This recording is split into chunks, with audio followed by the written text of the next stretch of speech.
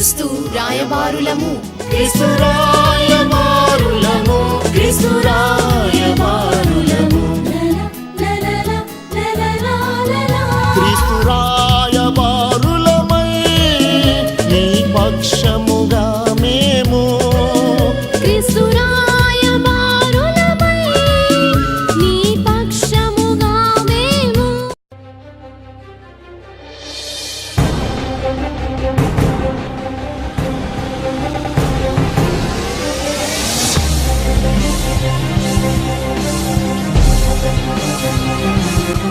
Praise the lord. ప్రభు అయిన యేసుక్రీస్తు ప్రశస్తమైన నామములో అంబాసిడర్ ఫర్ క్రైస్ట్ మినిస్ట్రీస్ పక్షంగా మీ అందరికీ కూడా శుభవందనాలు తెలియజేస్తున్నాను.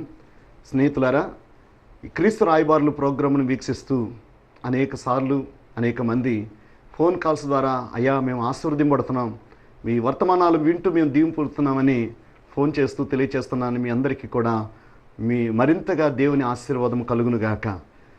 దేవుడు తప్పనిసరిగా ఈ ప్రోగ్రాం ద్వారా మీతో మాట్లాడుతున్నాడని విని నా ప్రభువుకు నేను కృతజ్ఞతాస్తుతులు చెల్లిస్తున్నాను. భారమైనప్పటికీ దేవుడిచ్చిన దర్శన ప్రకారంగా ఈ క్రీస్తు రాయబారుల ప్రోగ్రాం ద్వారా దేవుని వాక్యాన్ని మీతో పంచుకోవడానికి దేవుడు మాకు సహాయం చేస్తున్నాడు. ఈ దినము కూడా ఒక ప్రత్యేకమైన అంశముతో దైవజనుడిగా మీ ముందు నిలబడి ఉన్నాను. నీ నిర్ణయమే నీ దిశను నిర్దేశిస్తుంది అనే ఒక చక్కని అమూల్యమైన ఈ అంశం ద్వారా దేవుడు ఈరోజు మనతో మాట్లాడడానికి ఆయన ఇష్టపడుతున్నాడు. పరిశుద్ధ గ్రంథం బైబిల్ తెరిచి 119వ కీర్తన 112వ చరణం చదువుకుందాం. నీ కట్టడలను గైకొనుటకు నా హృదయమును నేను లోపరుచుకుని ఉన్నాను, ఇది తుద వరకు నిలుచు నిర్ణయము. చిన్న ప్రార్థన చేసుకుందాం, దయచేసి తల ఉంచుదాం. దయగలిగిన తండ్రి, ప్రేమ నమ్మకముల దేవా, మా మంచి యేసయ్య, నీకు కృతజ్ఞతాస్తుతులు చెల్లిస్తున్నాను. ఏమిచ్చినా మీ రుణాన్ని మేము తీర్చలేమయ్యా. మా జీవితాల్లో ఒక ఉన్నతమైన నిర్ణయముతో నాయన నీ ఉద్దేశించిన ఉద్దేశ ప్రకారంగా మా బ్రతుకు కాలమంతా నీ చిత్త ప్రకారంగా జీవించి ఆశీర్వాదం పొందడానికి మమ్మల్ని ఏర్పాటు చేసుకున్నాం. ఈ దినం ఈ అంశం ద్వారా మాతో మాట్లాడబోతున్నాం నాయన. ఈ మాటలు వింటున్న ప్రతి బిడ్డని మీరు దర్శించి ఒక స్థిరమైన నిర్ణయం చేసుకోవడానికి సహాయం చేయండి నాయన. నీ కృపను అనుగ్రహించమని నజరుడైన యేసు నామములో ప్రార్థించి స్తుతించి వేడుకుంటున్నాం తండ్రి. ఆమేన్, ఆమేన్. పరిశుద్ధ గ్రంథములో ఈ 119వ కీర్తనలో కీర్తనాకారుడు అంటున్నాడు, నీ కట్టడలను గైకొనుటకు నా హృదయమును నేను లోపరుచుకుని ఉన్నాను, ఇది తుద వరకు నిలుచు నిత్య నిర్ణయము. ఎంత అద్భుతమైన మాట! ఈ మాట నేను చదువుతున్నప్పుడు ఆలోచించాను. తుద వరకు నిత్యము నిలిచే నిర్ణయం అంటున్నాడు. నీ జీవితంలో చాలామంది జీవితాల్లో ఈ స్థిరమైన నిర్ణయం లేక చాలాసార్లు అస్థిరత్వముతో విశ్వాసుల జీవితాలు, దేవుని బిడ్డల జీవితాలు, లోకంలో ఉన్న ప్రజల జీవితాలు దేవుడు ఆశించినట్లుగా వారి జీవితాల్లో ఆశీర్వాదాన్ని పోగొట్టుకుంటున్నారు. దేవుడు ఎవరిని దీవిస్తాడు, దేవుడు ఎవరిని ఆశీర్వదిస్తాడు అని ఆలోచిస్తున్నప్పుడు ప్రతి దేవుని బిడ్డ పట్ల దేవునికి ఒక ఉన్నతమైన సంకల్పం ఉంది. కొంతమంది అంటారు నా తల రాతండి అంటారు. మీరు చాలాసార్లు నేను విన్నాను. బ్రహ్మ రాసేసాడండి, నా కర్మ అండి అనే మాటలు మీకు వినబడుతుంటాయి. విన్నారా? చాలాసార్లు అలాంటి మాటలు ఎప్పుడు అనొద్దు. మీ జీవితాల్లో దేవుడు ఎప్పుడు కూడా అందరికీ ఉపకారి. కీర్తనాకారుడు 145:9 అంటాడు, యెహోవా అందరికీ ఉపకారి. ఆయన అందరికీ మేలు చేసే దేవుడే తప్ప కొందరికి అపకారము, కొందరికి ఉపకారం చేసేవాడు కాదు. ఆయన పక్షపాతి కాదు. మనుషులందరినీ ఒకే రీతిగా ప్రేమిస్తున్నాడు. జ్ఞాని అయిన సొలొమోను ప్రసంగి గ్రంథం 7:29 అంటున్నాడు, ఇది ఒకటి మాత్రం నేను కలుగుంటుని, ఏమనగా దేవుడు నరులను యథార్థవంతులుగా పుట్టించిన కానీ వారు వివిధమైన తంత్రాలని కల్పించుకున్నారు. వివిధమైన తంత్రాలు కల్పించుకొని దేవుని మీదే మరలా ఏం చేస్తామంటే, దేవుడు నాకు ఇలా చేశాడండి, దేవుడు నా తల రాతండి, నా కర్మ అండి అని దేవుని దూషిస్తున్నవేమో. నీ హృదయంలో ఒక స్థిరమైన నిర్ణయం కలిగి ప్రభువు నిన్ను ఎందుకు పుట్టించాడో, దేవుని యొక్క ఉద్దేశాలు ఏమిటో నువ్వు అర్థం చేసుకోగలిగితే ఖచ్చితంగా దేవుడు నిన్ను ఆశీర్వాదకర్తగా చేస్తాడు. ఈ మాటలు చెప్తున్న ఈ భక్తుని జీవితంలో ఒక తుద వరకు నా నిర్ణయం ఇది అని చెప్తున్నాడు. బైబిల్ గ్రంథంలో అలాగా ఒక నిర్ణయాన్ని చేసుకొని వారి దిశ, వారి గమ్యమును ఆశీర్వాదకరంగా మార్చుకున్న కొంతమంది జీవితాలు నేను ఆలోచించినప్పుడు ఎంత ఆశీర్వాదకరంగా ఉన్నాయి. ఈరోజు ఈ వర్తమానం వింటున్న నీ జీవితంలో కూడా ఒక నిర్ణయము నీ దిశను నిర్దేశిస్తుంది అనే అంశంతో ఈ వర్తమానం మీకు దగ్గర తీసుకొస్తున్నాను.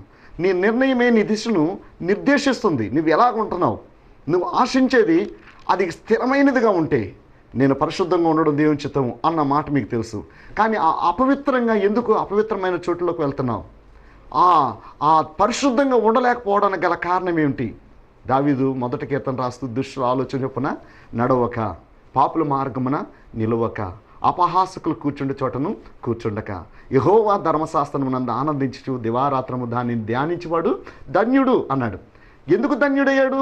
నిర్ణయం చేసుకున్నాడు, నేను దుష్టుల ఆలోచన చొప్పున నడవను, పాపుల మార్గంలో నిలవను, అపహాసకులతో నేను కూర్చోడను. ఒక నిర్ణయం, అది ధన్యకరమైనది. అతడు ఎలాగుంటాడంటే నీటి కాలువలో యోరను నాటబడినవాడే ఆకు వాడక తన కాలమందు ఫలమిచ్చే చెట్టులాగా ఉంటాడు. ఫలించడానికి ఒక నిర్ణయం చేసుకోవాలి. అభివృద్ధి పొందడానికి, ఆశీర్వాదం పొందడానికి నువ్వు ఒక నిర్ణయం చేసుకోగలగాల. పరిశుద్ధ గ్రంథంలో మనం చూస్తుంటే ఆ నిర్ణయం చేసుకున్న వ్యక్తుల జీవితాలు ఎంత ఆశీర్వాదకరంగా మార్చబడ్డాయో. స్నేహితులారా, ఈరోజు సంఘాల్లో దేవుని బిడ్డల జీవితాల్లో కూడా చాలా నిర్ణయాలు చేసుకుంటారు.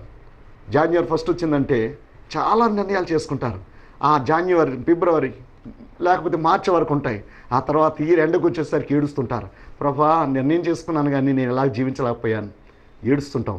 నీ నిర్ణయంలో తుది వరకు అది ఉంటే ఆశీర్వాదాన్ని తప్పగా దేవుని కృపను నువ్వు పొందుకుంటావు. కొన్నిసార్లు చాలామంది వాగ్దానాలు చేస్తారు, నిర్ణయాలు చేస్తారు, ఇది చేస్తాను అది చేస్తాను అంటారు. మనుషుల మాట ఎప్పుడు కూడా అస్థిరమైనదే. కానీ దేవుని వాగ్దానాలు నువ్వు నమ్మితే, దేవుని మాట ప్రకారంగా నీ జీవితాన్ని స్థిరపరచుకోగలిగితే ఎంత ఆశీర్వాదకరం. అందుకే ప్రభువుతో ఒక నిబంధన చేసుకున్న దేవుని బిడలంగా ఉండాలి. అలాంటి నిర్ణయాన్ని చేసుకున్నప్పుడు దేవుడు మన నిర్ణయాల్ని ఆయన ఏం చేస్తాడంటే ఆమోదిస్తాడు. ఆయన నా బిడ్డ నా చేయి పట్టుకుంది, నా చేయిని నేను ఆ బిడ్డ చేయిని గట్టిగా పట్టుకుంటానని చెప్తాడు. దేవుడు తప్పగా ఆయన నమ్మి ఆశ్రయించిన వారికి ఆయన ఏమేలు చేయక మానడు. ఆ నిర్ణయం చేసుకోవడానికి నువ్వు ఇష్టపడితే అద్భుతమైన ఆశీర్వాదాన్ని బైబిల్లో పొందిన వ్యక్తుల జీవితాల ద్వారా మనం ఈరోజు కొద్ది నిమిషాలు ఆలోచిద్దాం. కీర్తన గ్రంథం చూడండి ఒకసారి. 23వ కీర్తనలో దావీదు నిర్ణయం చేసుకున్నాడు. 23వ కీర్తన 6వ చరణం నేను చదువుతున్నాను. నేను బ్రతుకు దినములనియు కృపాక్షేమములే నా వెంట వచ్చును, చిరకాలము యెహోవా మందిరములో నేను నివాసము చేసేదను. ఎంత చక్కని మాట! చిరకాలము నేను యెహోవా మందిరములో నివాసము చేస్తాను అని దావీదు నిర్ణయం. ఒకసారి ఆలోచించండి. 23వ కీర్తన మనందరికీ తెలిసిందే. యెహోవా నా కాపరి, నాకు లేమి కలుగదు. ఆయన నీ కాపరిగా ఉన్నప్పుడు దేవుని బిడ్డ నీ జీవితంలో లేమి ఉండదు. కొంతమంది జీవితాల్లో ఆయన కాపరత్వంలోకి నువ్వు రాకపోవడాన్ని బట్టి నా గొర్రెలు నా స్వరము వినును. తెలుసు కదా బైబిల్లో ఉన్న ఈ మాట. నువ్వు ఆయన స్వరం వినగలిగితే, ఆయనతో ఆ నిబంధన చేసుకుని ఆయన గొర్రెగా నువ్వు ఉండగలిగితే, కాపర స్వరాన్ని నువ్వు వినగలిగితే, దేవుడు తప్పగా పచ్చిక గల చోట్లలోకి నేను తీసుకువెళ్తాడు. దావీదుకు తెలుసు, ఆ కాపరి హృదయం తెలుసు. ఆ గొర్రెలు ఆ స్వరాన్ని, గొర్రెలు కాస్తున్నప్పుడు గొర్రెల యొక్క ఆ స్థితి చాలా జాగ్రత్తగా వివేచించి ఆ పచ్చిక గల చోట్లకు గొర్రెలు తీసుకెళ్ళి ఎంత ఆశీర్వదింపబడ్డాడు. దేవుని బిడ్డ, నీ జీవితంలో నా జీవితంలో కూడా నిర్ణయం అనేది, ఒక దేవుని సన్నిధిలో నిబంధన అనేది ఎంత ప్రాముఖ్యమైనది. దావీదు ఈ మాటలు చెప్తే ఏమంటున్నాడంటే, నా బ్రతుకు దినములన్నీ కృపాక్షేమములే నా వెంట వచ్చును. ఈ దినాన్ని నీతో వెంట వచ్చేవేంటి అని దావీదునిగా నేను అడుగుతున్నాను. కొంతమంది ఉదయాన్నే వెంట తీసుకెళ్తుంటారు. ఏంటి? కుక్కలు వస్తుంటాయి అంట. నీ వెంట వచ్చేవి కుక్కలా? కొంతమందికి ఇంకా లేవగానే అప్పులు వెంట వస్తుంటాయి. అప్పులో ఎప్పుడు వస్తారా, అయ్యో ఈ అప్పుల బాధ నుండి నేను ఎలా తప్పించుకోగలని అప్పులు వెంట వచ్చినట్లుగా అప్పుల గురించి మనశ్శాంతి కోల్పోయిన వారు చాలామంది వెంట వచ్చేవి ఏంటంటే ఆర్థిక ఇబ్బందులు, రోగాలు, రుగ్మతలు. వారు వద్దన్నా వెంట వచ్చేస్తుంటాయి. నేను దైవజనుడిగా మీతో చెప్తున్నాను, నీ వెంట వచ్చేది దేవుని కృపాక్షేమములే. చిరకాలం వెంట రావాలని దేవుడు ఆశపడుతున్నాడు. అలాగ రావాలంటే దేవుని దాసుడు దావీదు నిర్ణయించుకున్నట్లుగా నీవు నిర్ణయించుకుంటావా? నీ వెంట కృపాక్షేమములే రావాలంటే, నీ వెంట అభివృద్ధి, ఆశీర్వాదం రావాలంటే నేను ఈ నిర్ణయం చేసుకోగలగాల. ఏమంటున్నాడు? చిరకాలము నా దేవుని మందిరములో నివాసం చేయాలని నేను ఆశపడుతున్నాను. చాలామంది దేవుని మందిరం గురించిన ఆశ చాలా తక్కువగా కనబడుతుంటుంది. దేవుని మందిరమా, చూద్దాంలేండి, ఆదివారమా, వెళ్దాంలేండి, ఆదివారమే ఖాళీ గనుక ఏవేవో పనులు పెట్టుకుంటారు, ఏవేవో వండుకుంటుంటారు. ఎంతెంతో బిజీ అయిపోతున్నారు ఈరోజు విశ్వాసులు. మంచి క్రైస్తవులని పిలువబడుతున్న వారు కూడా ఆదివారం ఇంపార్టెన్స్ని వారు గ్రహించలేకపోతున్నారు. చర్చ్ అంటే 9 గంటలు చర్చ్ అంటే వస్తారు 11 గంటలకి కదా. ఇలాంటి విశ్వాసగాన్ని ఉంటే అభివృద్ధిని, ఆశీర్వాదాన్ని నువ్వు పొందలేవు. దేవుని మందిరమును అన్న మాట దావీదుకు హృదయంలో పడగానే సంతోషం వచ్చేదంట. నీకు నాకు దేవుని మందిరమును కూర్చున్న ఆశ ఎలాగుంది, దేవుని ఇంటిని కూర్చున్న ఆశ ఎలాగుంది, దేవుని కార్యాభివృద్ధి అందు ఆశ ఎలాగుంది. దైవజనుడిగా ప్రేమతో మీకు మనవి చేస్తున్నాను, దేవుని సన్నిధిని కూర్చున్న ఆశ నీలో లేకపోతే కృపాక్షేమములు నువ్వు చూడలేవు. నీ వెంట వచ్చేవి అప్పులే, నీ వెంట వచ్చేవి ఆర్థిక బదులే, నీ వెంట వచ్చేవి రోగములే, నీ వెంట వచ్చేవి ఇంకా లోకమే, లోకాశలే, శరీరేచ్ఛలే వస్తాయి. దైవజనుడిగా ఈ ఆశీర్వాదం నీకు కావాలంటే నీ నిర్ణయము దేవుని సన్నిధిలో గడపాలి, దేవునితో నా సమయం గడపాలి, దేవుని మందిర నివాసంలో చూడాలి, దేవునితో నా సహవాసం ఉండాలి, దేవుని ప్రజలతో నేను ఆరాధించాలి అన్న తపన నీలో ఉందా? దేవుని దాసునిగా అడుగుతున్నాను, ఒకసారి సమాధానం నువ్వు చెప్పగలవా? పరిశుద్ధాత్ముడు నీతో మాట్లాడుతుండగా నీ హృదయము నీ మీద నిందారోపణ చేస్తుందేమో, ఇప్పుడే పశ్చాత్తాపడు. ప్రభు, అవునయ్యా, ఇంతవరకు నేను అనేక వాటి వెంట వెళ్ళాను, కానీ ఈరోజు నిర్ణయం చేసుకుంటున్నాను, నీ మందిరములో నీతో సహవాసం చేయాలన్న ఆశ తపన నేను కలిగి ఉంటాను ఆయనని నువ్వు నిజంగా ఈ నిర్ణయం చేసుకోగలిగితే దైవజనుడిగా నేను చెప్తున్నాను, నీకు కృపాక్షేమములు కలుగుతాయి, నీ వెంట వస్తాయి, దేవుడు నిన్ను దీవిస్తాడు.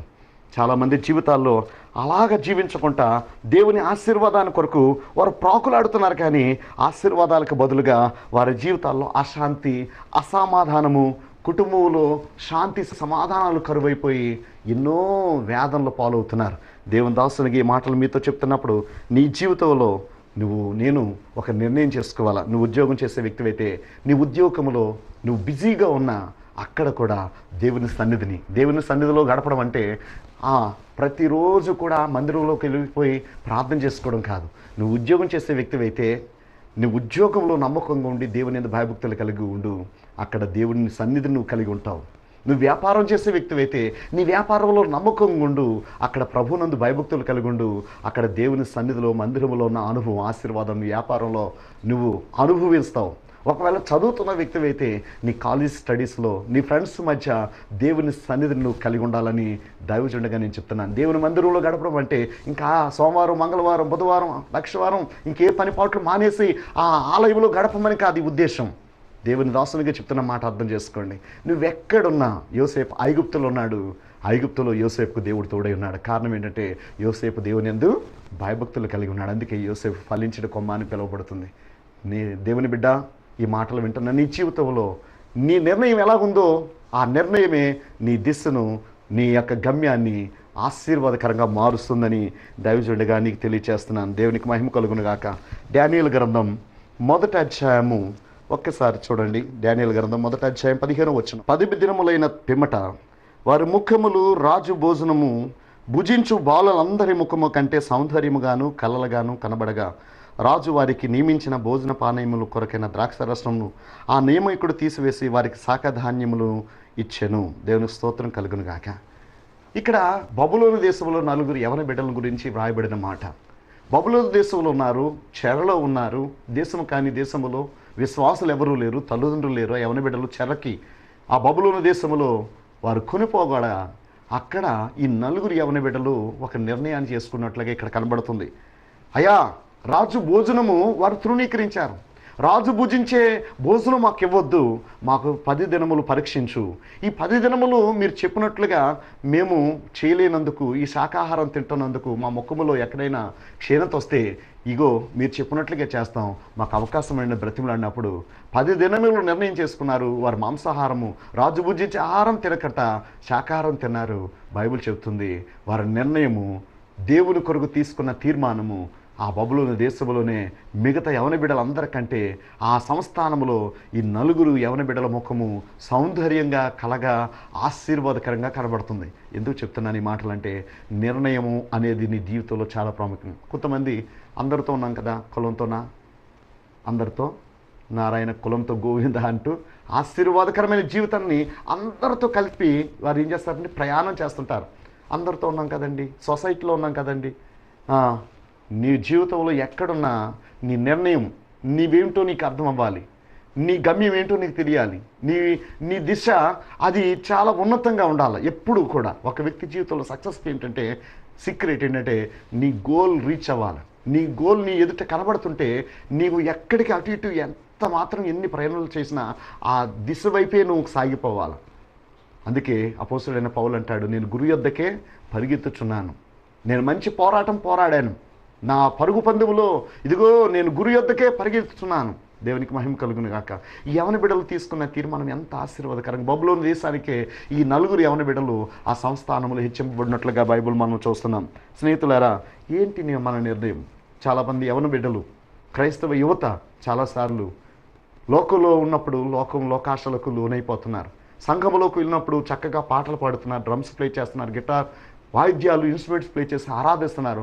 మళ్ళా లోకంలోకి వెళ్ళిపోయినప్పుడు లోకాశలకు లోనైపోతున్నారు. అలాంటి పరిస్థితి నీ జీవితంలో ఉంటే ఎంత మాత్రం దేవుని ఆశీర్వాదం నీ మీదకి రాదు. యోసేపు ఐగుప్తులో ఉండి ఆశీర్వదింపబడ్డాడు. డానియేలు బబులోను సంస్థానంలో ఉండి దేవుని కొరకు ఉన్నతమైన జ్ఞానం కలిగి ఆ సంస్థానంలో ఆ ఉన్నతమైన ఆశీర్వాదానికి కర్తగా మారిపోయాడు. యవన బిడ్డలారా, మీ జీవితాల్లో దైవజనుడిగా నేను చెప్తున్న ఈ మాట అర్థమవుతుందా? ఒకవేళ పెద్దవారైనా చిన్నపిల్లలైనా మీరు నిర్ణయమే మీ దిశను మార్చివేస్తుంది. 4 యవన బిడ్డలు తీసుకున్న నిర్ణయం ఏంటంటే, రాజు భుజించే ఆహారం అది అపవిత్రమైనది, అది విగ్రహార్పితమైనది, కాబట్టి అది మేము తినకూడదు అని వారు నిర్ణయం చేసుకొని శాకాహారం చేసుకొని ఆశీర్వాదాన్ని, సౌందర్యాన్ని, కళను, నేనంటాను పరిశుద్ధతను కాపాడుకున్నారు. అపవిత్రులు అయిపోలేదు. అపవిత్రమైన దాన్ని ముట్టొద్దు అని బైబిల్ చెబుతుంది. కాబట్టి నీ జీవితంలో అపవిత్రతకు లోను అవుతున్నావా? పర్వాలేదులే, సినిమాలు, షికార్లు, ఈ లోకాశలు, దేని వైపు నువ్వు చూస్తున్నావు? నీ నిర్ణయం ఏంటి? దైవజనుడిగా చెప్తున్నాను, ఈ మాట నీకు అర్థమైతే నీ నిర్ణయము నీ జీవితంలో ఒక ఉన్నతమైన స్థితిని ప్రభువు నీకు కలుగు చేస్తాడని దైవజనుడిగా చెప్తున్నాను. దేవునికి మహిమ కలుగును గాక. కాబట్టి ఈ సమయంలో ఈ వర్తమానం వింటున్నా, నీ జీవితంలో ఒక అద్భుతమైన ఆశీర్వాదాన్ని నువ్వు పొందడానికి దేవుడు నన్ను ఏర్పాటు చేసుకున్నాడు. కాబట్టి ఎలాంటి నిర్ణయం చేసుకుంటున్నావు? డానియేలు వలె, షడ్రకు మేషకు అబేద్నెగోల వలె. షడ్రకు మేషకు అబేద్నెగోలకు ఒక శోధన వచ్చింది. వారు అంటున్నారు, ఇదిగో రాజా, మేము సేవిస్తున్న దేవుడు మమ్మల్ని రక్షించడానికి సమర్థుడే. ఒకవేళ రక్షించకపోయినా నువ్వు నిలబెట్టిన ప్రతిమకు మాత్రం నమస్కారం చేయము. తెలుసుకో, ఇందును కూర్చున్న చింత మాకు లేదు. ఎంత అద్భుతమైన మాట! ఇందును కూర్చున్న చింత. మనకు అనేక చింతలు. ఏమి తిందుమా, ఏమి త్రాగుదామా, ఏమి ధరించుకుందామా, ఎలాగుంటుంది భవిష్యత్తు, అనేక చింతలతో ఉన్నవా? నీ నిర్ణయం కరెక్ట్గా ఉంటే ఆయన యందు నిర్ణయింపబడిన దేవుని బిడలకు ఆయన దాచించిన మేలంట. నరులు ఎదుట ఆయన ఆశ్రయించిన వారికి ప్రభువు దాచించిన మేలంట. ఆయన యందు ఆశ్రయించవా, ఆయన యందు నమ్మికించవా, నీ కొరకు సిద్ధపరచిన మేలు, దాచిపట్టమని మేలుంది. అద్భుతాన్ని నువ్వు చూస్తావు. దేవుడు ఎప్పుడు కూడా నిన్ను తగ్గువాడుగా చేయవాడు కాదు, నేను తలగానే చేస్తాడు, నిన్ను ఉన్నతనిగా చేస్తాడు. అయితే ఈరోజు ఒక కమిట్మెంట్ చేసుకో, నిర్ణయం చేసుకో, ప్రభుతో ఒక నిబంధన చేసుకో. ప్రభు, నేను నీ వాడిని, నీ దానను, నీ రక్తములో నన్ను కడుగావు, నీవు నీ సొత్తు కాదు, విలువ పెట్టి నేను కొన్నాను అని ప్రభు చెప్తుంటే ఎందుకు నీ ఇష్టం వచ్చినట్లుగా నీ జీవితాన్ని పాడు చేసుకుంటున్నావు? నీ తల్లిదండ్రులకు అవిధేయుడిగా నువ్వు బ్రతుకుతున్నావు. నీ తల్లి మాట, నీ తండ్రి మాట ఎందుకు నువ్వు మీరుతున్నావు? లోకంలోకి వెళ్ళేసరికి లోకాశల వైపు ఎందుకు ఆకర్షితమైపోతున్నావు? గట్టి నిర్ణయాన్ని నువ్వు చేసుకోగలిగితే డానియేలు వలె, యోసేపు వలె, ఎస్తేరు వలె. ఎస్తేరంట హేగే నిర్ణయించిన అలంకారాలు కాక ఆమె మరి ఏది కోరలేదని బైబిల్లో ఉంది. ఆమె నిర్ణయమే ఎస్తేర్ని రాణిగా చేసింది. దేవునికి మహిమ కలుగును గాక. ఈరోజు ఆ నిర్ణయం నువ్వు చేసుకోగలవా? బైబిల్ గ్రంథంలో యోబు గ్రంథము 27 అధ్యాయము 5వ వచనం, మీరు చెప్పినది న్యాయమని నేను ఎంత మాత్రం ఒప్పుకొనను, మరణము వరకు, చూడండి, మరణము వరకు నేను ఎంత మాత్రమును యథార్థతను విడువను. ఎంత చక్కని మాట! మరణము వరకు యథార్థతను నేను విడవను అని చెప్తున్న ఎవరు? యోబు. యోబు ఎన్ని శ్రమలలో ఉన్నాడో. యోబు శరీరం అంతా కుళ్ళిపోయింది. సొంత భార్య వచ్చి, ఎందుకయ్యా ఇక దేవుడా దేవుడా అంటున్నావు, యథార్థతను విడిచిపెట్టవా, దేవుడు దూషించి చావరాదా అని చెప్తుంది. భార్యతో అంటున్నాడు, మూర్ఖురాలు మాట్లాడినట్లుగా మాట్లాడుతున్నావమ్మా, అలా మాట్లాడడానికి తగదు, యెహోవా వలన మనం మేలు పొందాం, ఇప్పుడు ఈ శ్రమ అనుభవించడానికి తగమా?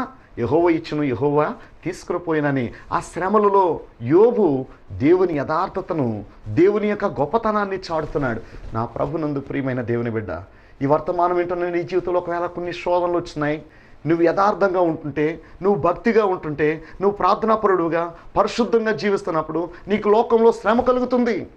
లోకములో మీకు శ్రమ కలుగును, ఆయనను ధైర్యం తెచ్చుకునుడి, లోకాన్ని జయించిన విశ్వాసమే మీ విజయం అని ప్రభు చెప్పాడు. కాబట్టి యోబుకు వచ్చిన ఆ శ్రమలలో యోబు ఎంత మాత్రము కూడా యథార్థతను విడిచిపెట్టనని నిర్ణయం చేసుకున్నాడు. అందుకే యోబుకు కలిగిన ప్రతిఫలం ఏంటంటే 2 అంతల ఆశీర్వాదం పొందాడు. దేవునికి మహిమ కలుగును గాక. 2 అంతల ఆశీర్వాదం నీకు కావాలా? మేలు కలగాలని నువ్వు ఆశపడుతున్నావా? శ్రమలలో, శోధనలో, ఇరుకులు, ఇబ్బందుల్లో నీ యథార్థతను, నీ ప్రార్థనా జీవితాన్ని, నీ భక్తిని నువ్వు గట్టిగా పట్టుకో. ప్రభు ఉన్నాడు. శోధింపబడిన పిమ్మట నిన్ను సువర్ణంగా మార్చే దేవుడైనా. యోబు స్నేహితులు వచ్చి, యోబు నువ్వేదో తప్పు చేసావన్నారు. యోబు ఏమాత్రం కుంగిపోలేదు. యోబు మౌనంగా ఉన్నాడు. ప్రభువు యథార్థతను, యోబు తన హృదయంలో యథార్థతను విడిచిపట్టుకుంటా మరణం వరకు నమ్మకంగా ఉన్నాడు. నమ్మకంగా ఉన్న వారికి మెండైన దీవెనలు ఇస్తానంటున్నాడు. ఈరోజు యథార్థత కోల్పోయి పర్వాలేదులే, లోకంలో ఉన్నాం కాబట్టి ఏం చేసినా పర్వాలేదు అనుకొని చాలామంది క్రైస్తవులు లంచగొండులుగా ఉంటున్నారు. అవినీతిని, కొంతమంది దేవుని బిడ్డలు అని చెప్తున్న వారు దేవుని నామానికి అవమానకరంగా జీవిస్తాను బట్టి ఆయన నామమును అన్యజనుల మధ్య దోషణ పాలు చేస్తున్నావేమో ఒకసారి ఆలోచించు. నీ జీవితంలో యథార్థత అనేది నువ్వు కాపాడుకోగలిగితే, ఆ గట్టి నిర్ణయం నువ్వు చేసుకోవాలంటే యథార్థవంతులకు ఆయన ఏమేలు చేయక మానను అని ప్రభు చెప్తున్నాడు. చూడండి, సమూయేలు మొదటి గ్రంథం 1వ అధ్యాయము 11వ వచనంలో కూడా ఒక చక్కని నిర్ణయం చేసుకుంది హన్నా జీవితంలో. ఈ నిర్ణయము ఎంత గట్టి నిర్ణయం అంటే, సైన్యములకు అధిపతికి యెహోవా నీ సేవకురాలను నాకు కలిగి ఉన్న శ్రమను చూచి నీ సేవకురాలను నన్ను జ్ఞాపకం చేసుకొని నీ సేవకురాలను నాకు మగపిల్లను దయచేసిన ఎడల వాని తల మీదకి శౌర్యపు కత్తి ఎన్నటికీ రానియక వాడు బ్రతుకు దినములనియు నేను వానిని యెహోవాకు నీకు అప్పగింతునని బ్రొక్కుబడి చేసుకునెను. ఆమె యెహోవా సన్నిధిని ప్రార్థన చేయుచుండగా ఏలి ఆమె నోరు కనిపెట్టుచుండు. ఈ సంగతి మనందరికీ తెలిసిందే. హన్నా గొడ్రాలుతనంగా ఉంటున్నప్పుడు ఆ గొడ్రాలుతనాన్ని బట్టి తన తోడుకాళ్ళు దిప్పుతున్న ఆ పరిస్థితుల్లో, తను అవమానపరుస్తున్న పరిస్థితుల్లో హన్నా దేవుని సన్నిధిలో ఒక నిర్ణయం చేసుకుని ప్రార్థన చేసుకుంది. ఏమనంటే, ప్రభా ఒక మగబిడ్డను నాకు ఇస్తే ఇదిగో ఆ బిడ్డను నీకే ఇస్తాను ప్రభా అని సమర్పణ చేసుకుంది, నిర్ణయం చేసుకుంది. హన్నాని దేవుడు చూశాడు, గర్భం తెరిచాడు, ఒక చక్కని బహుమానాన్ని సమూయేలుని ఇచ్చాడు. పాలు మానిపించిన తర్వాత అన్న నిర్ణయం చేసుకున్నట్లుగా యెహోవా సన్నిధికి తీసుకెళ్ళి ఆ బిడ్డను అప్పగించిందంట. ఆ బిడ్డ గొప్ప ప్రవక్తగా, సమూయేలు ప్రవక్తగా స్థిరపడ్డాడు. దేవుని బిడ్డ ఎందుకు చెప్తున్నానంటే, చాలామంది తల్లిదండ్రులు, ప్రభా నువ్వు ఇలా చేస్తే మా బిడ్డను నీకు సేవకిస్తాను. కొన్నిసార్లు ఆ బిడ్డ చదువుకొని ఏ ఇంజనీరు, డాక్టర్ అయిన తర్వాత చూద్దాంలే, నువ్వు డబ్బు సంపాదించిన ఆయన, నువ్వు ఉద్యోగం చేసుకున్న ఆయన, నిర్ణయాలు మారిపోతున్నాయా? దేవుని కొరకు నీ నిర్ణయం ఏంటి? ప్రభా నాకు ఉద్యోగం ఇస్తే ఇదిగో ఈ యొక్క మొదటి శాలరీ నీకు ఇస్తాను ఆయన అంటావు. శాలరీ చూసేసరికి ఆ మొదటి శాలరీ కాదు కదా నువ్వు నిర్ణయించుకున్నట్లుగా దేవునికి నువ్వు అప్పగించుకోలేకపోతున్నావు. దైవజనుడిగా నేను చెప్తున్నాను, నీ నిర్ణయం ప్రకారంగా దేవునికి సమస్తము నువ్వు అప్పగించుకోగలిగితే, హన్నా ఆ విధంగా ఒక బిడ్డనిస్తే దేవుడు మరలా హన్నాని దీవించినట్లుగా బైబిల్లో మనం చూస్తున్నాం. ఎంత ఆశీర్వాదం! ఈరోజు ఈ వర్తమానం వింటున్న ప్రియ సహోదరుడా, సహోదరి, దేవుని దాసునిగా, క్రీస్తు రాయబారిగా మీతో చెప్తున్న ఈ సంగతులు మీకు అర్థమవుతున్నాయి అనుకుంటున్నాను. నీ నిర్ణయమే నీ జీవితంలో నీ దిశను ఉన్నతంగా ఆశీర్వాదకరంగా మారుస్తుంది అని చెప్తున్నాను. ఈ నిర్ణయం సరిగ్గా నువ్వు చేసుకోకపోతే, నీ కమిట్మెంట్ సరిగ్గా లేకపోతే, నువ్వు ఆశీర్వాదాన్ని ఎంత వెదికినా అది నీకు దొరకదు. ప్రభువు మాటను నువ్వు ఖచ్చితంగా దావీదు వలె ఇదిగో ఇది తుద వరకు నిలుచు నిత్య నిర్ణయం అంటున్నాడు. ప్రభా నీ కట్టడలను, నీ ఆజ్ఞలను గైకున్నట్లుగా నాకు సహాయం చేయి. అది నిర్ణయం అయితే నీ నిర్ణయమే నీ దిశను ఏం చేస్తుందంటే ఆశీర్వాదకరంగా మలుస్తుంది. ఒకసారి తల వంచండి, ప్రార్థన చేస్తాను. దైవజనుడిగా మీరు ఎక్కడుంటే అక్కడే ఒక్కసారి ఈ మాటలు వింటున్న మీరు కళ్ళు మూసుకోండి. ప్రభు మీతో మాట్లాడుతుండగా మీ హృదయంలో ఒక స్థిరమైన నిర్ణయం చేసుకోండి. పాపమును చేయను నాయనా, పరిశుద్ధంగా బ్రతుకుతాను నాయనా, నీ వాక్యాన్ని నేను అనుసరిస్తాను ప్రభా, నీ మందిరంలో నేను గడుపుతాను ప్రభా, ఇదిగో నా కమిట్మెంట్ ఇది నాయనా, ఇది నా తుది నిర్ణయం నాయనా, ఈ నిర్ణయాన్ని నా జీవితంలో నెరవేర్చు నాయనా. అనేక సార్లు నిర్ణయం చేసుకుంటున్నావు, ఫెయిల్ అయిపోతున్నావేమో. అనేక సార్లు ప్రభుతో మాట చెప్తున్నావు, ఆ మాట నెరవేర్చలేని పరిస్థితుల్లో ఉన్నావేమో. పరిశుద్ధాత్మ దేవుడు నీతోనే మాట్లాడుతున్నాడు. ప్రభుకి ఏదైతే ఇస్తానన్నావో ఆ ఇచ్చే విషయంలో ఇంకా వెనక్కి వెళ్తున్నావేమో. ఇదిగో దేవునికి ఏదైతే మృక్కుపడుకున్నావో, ఏదైతే చెప్పావో, నువ్వు చెప్పినది యావత్తూ కూడా ప్రభు విన్నాడు. ఆ విన్న మాట ప్రకారంగా నువ్వు నిర్ణయం చేసుకున్న దాన్ని అలాగు చేయి.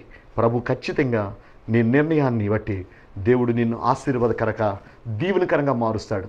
నా ప్రభువా, నా యేసయ్య, ఈ వర్తమానం వింటున్న బిడ్డల జీవితాల్లో ఏ నిర్ణయాలు చేసుకుంటున్నారో, ఏ నిర్ణయం అయితే నీతో చేశారో, బాప్తిస్మం దినాన్ని ఆ గుండె లోతులు నీటిలోకి దిగి దైవజనుడి ముందు, సంఘం ముందు అంతవరకు నా ప్రభువు కొరకు జీవిస్తానని నిర్ణయం చేసుకున్నారు. బ్రతుకుడు క్రీస్తే, చావైతే లాభం అని నిర్ణయం చేసుకున్నారు. కొన్ని కష్టాలు వచ్చినప్పుడు, నాయన శ్రమలు వచ్చినప్పుడు నిన్ను విడిచిపెట్టి వెనక్కి వెళ్ళిపోయే పరిస్థితుల్లో ఉన్నారు. ప్రభా, యోబు వలె తుది వరకు, మరణం వరకు నా నిర్ణయం ఇదే, నా ప్రభు కొరకు నేను జీవిస్తాను, ఎన్నడూ నా యథార్థతను విడిచిపెట్టను, యేసయ్య నువ్వు ఉంటే చాలు అనే నిర్ణయాలు ఈ దినాన్ని నీ బిడ్డలు చేసుకోవడానికి సహాయం చేయండి. ప్రభా మా బ్రతుకు దినములన్నీ దావీదు వలె ప్రభా కీర్తనకారుడి వలె తుది వరకు నిర్ణయం అని ఎప్పుడైతే మా జీవితాల్లో నిర్ణయం చేసుకున్నామో కృపాక్షేమంలో మా వెంట వస్తాయా. ఆశీర్వాదాలు మేము వెదకకపోయినా నాయన నీవు మమ్మల్ని ఆశీర్వదిస్తావు ప్రభా. మొదట నీ నీతిని రాజ్యాన్ని మేము ఎదుగుతూ ఉన్నప్పుడు మాకు కావలసినవన్నీ నువ్వు సమకూరుస్తావు నాయన. నీ వాగ్దానాలు ఎన్నడూ కూడా అవి అబద్ధములు కాదయ్యా. నీ వాగ్దానములు ఎన్నైనను అవి అవునున్నట్టుగానే ఉన్నాయి నాయన. ప్రియ పరలోకపు తండ్రి, నీ దాసునిగా నా చేతులెత్తి బిడ్డలు దీవిస్తున్నాను. అద్భుతమును యేసు నామములో ఇప్పుడే బిడ్డల జీవితాల్లో జరుగును గాక. వారి కుటుంబంలో ఉన్న ప్రతి సమస్య, వారికి ఉన్న ప్రతి ఇరుకులు ఇబ్బందుల నుండి యేసు నామములో కృపాక్షేమములు కలుగును గాక. నీ బిడ్డలు తీసుకుంటున్న ఈ నిర్ణయాలు బట్టి బిడ్డలు చేయగట్టుగా పట్టుకున్నాయన, బిడ్డలు నీ చేపట్టుకుని నీతో నడిచే అనుభవాలు బిడ్డలకు దయచేయండి. మహిమ ఘనత ప్రభావములు స్తుతి నీకే చెల్లిస్తూ నజరుడైన యేసు నామములో ప్రార్థించి స్తుతించి వేడుకుంటున్నాం తండ్రి. ఆమేన్. క్రీస్తు రాయబారులము.